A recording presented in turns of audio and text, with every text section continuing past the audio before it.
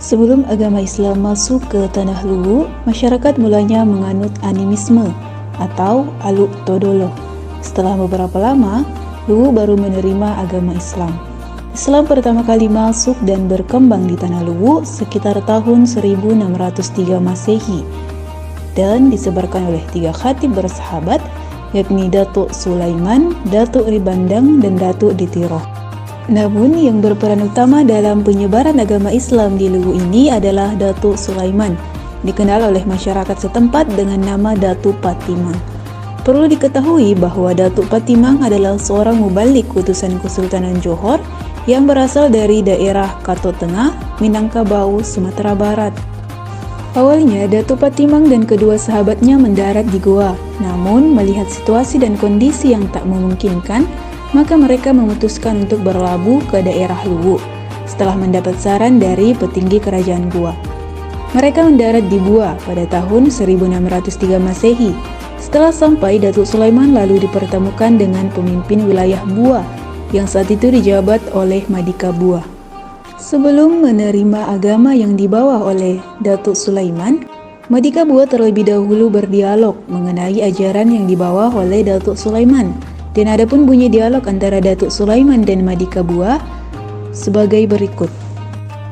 Apakah agama Islam itu tidak merusak peradaban yang berlaku di daerah kami? Tidak merusak, bahkan makin menguatkan peradaban sesuai ajaran agama Islam. Apa gunanya agama Islam itu terhadap manusia? Untuk membahagiakan dunia dan keselamatan di hari akhirat.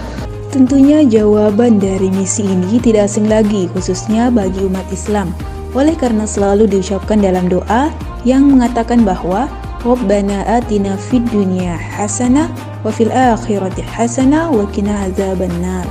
Artinya, ya Tuhan kami, berikanlah kebahagiaan kepada kami di dunia maupun di akhirat, serta lepaskanlah kami dari neraka. Apakah tidak cukup budi pekerti yang menjamin kebahagiaan dunia dan akhirat? Betul juga apa yang dikatakan oleh Tandi Pau, akan tetapi itu laksana sebatang pohon kayu kecil yang terbatas kegunaannya.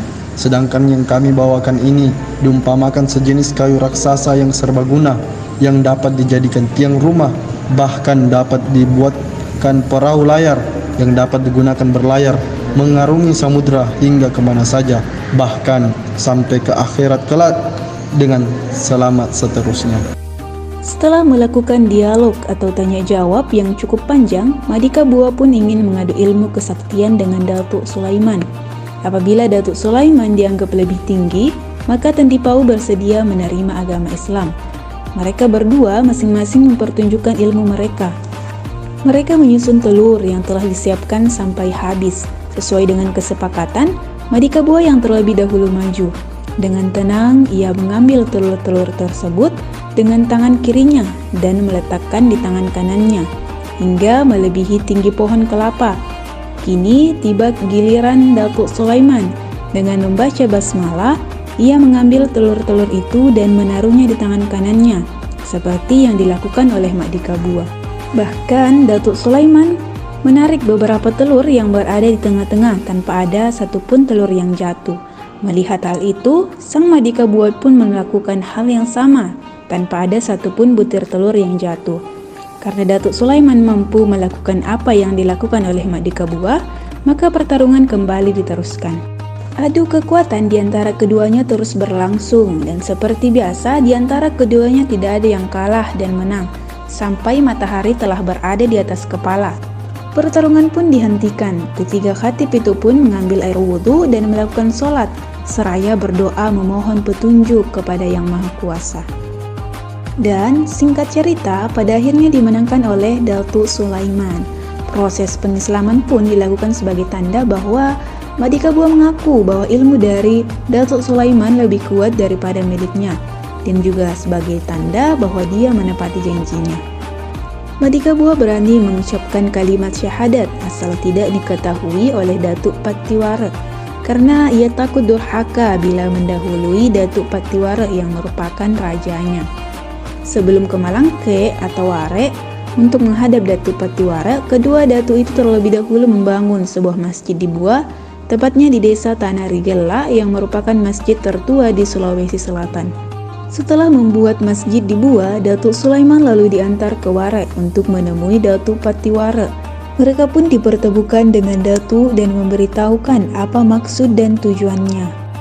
Assalamualaikum warahmatullahi wabarakatuh. Apa tujuan dan maksud kedatangan kalian? Maksud dan tujuan kami datang ke sini yaitu kami ingin menyebarkan agama yang kami yakini. Oh, benarkah agama seperti apa itu?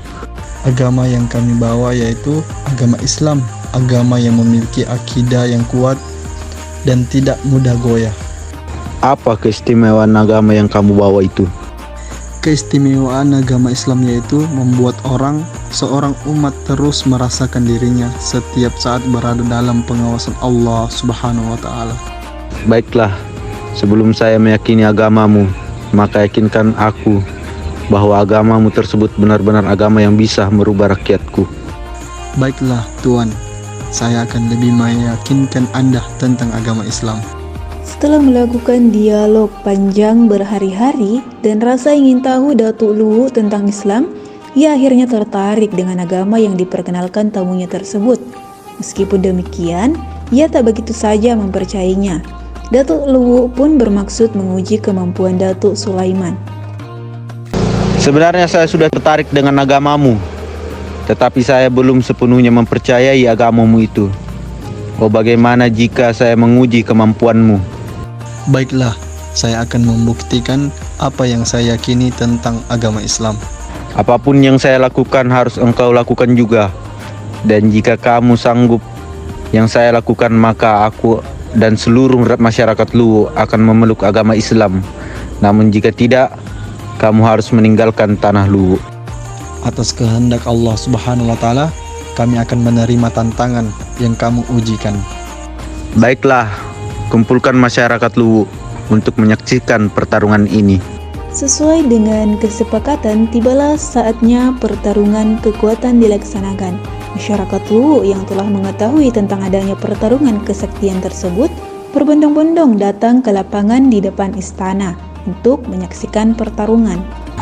Pertarungan yang akan kita lakukan yaitu menumpahkan air di dalam kendi, tetapi air tersebut tidak tumpah ke tanah. Baik Tuan. La Patiwara mengangguk sejenak dan perlahan ia melakukan adu ilmu tersebut dan berhasil. Kendi yang berisi air tadi dibalik dan perlahan ia melepaskan kendi tersebut. Dan luar biasa, sebab air yang ada di dalamnya tidak tumpah dan kendinya tergantung di udara meskipun tidak dipegang.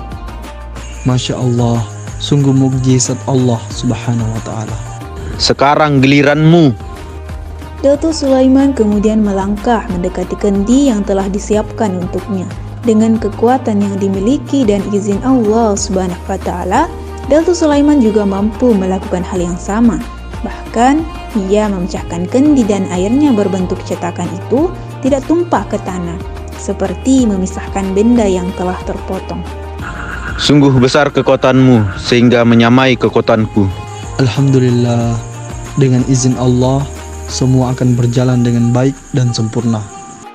Baiklah, saya sudah yakin dengan agamamu. Saya sendiri beserta rakyatku akan memeluk agama Islam mulai hari ini. Alhamdulillah, ikuti saya. Asyhadu Allah ilaha illallah wa asyhadu anna Muhammadar Rasulullah. Karena Mardika Bua mendahului Datuk Patiwara untuk memeluk agama Islam, maka ia dijuluki sebagai Tandi Pau. Dan sebagai sanksinya, maka ia harus melapor kepada Datuk setiap awal Ramadan. Jadi setiap akan masuk bulan Ramadan, Mardika Bua berkewajiban melapor ke Datuk bahwa Ramadan telah dimulai. Datuk Patiwara memerintahkan pembangunan suatu masjid yang digunakan oleh masyarakat untuk menunaikan sholat berjamaah yang letaknya tidak jauh dari Istana Luwu. Setelah berdiri selama 4 abad, agama Islam kini menjadi agama yang mayoritas dianut oleh warga Tanah Luwu, sehingga pada tahun 2002 yang lalu, Masjid Jami Palopo memperoleh penghargaan sebagai masjid tua terbaik se-Indonesia.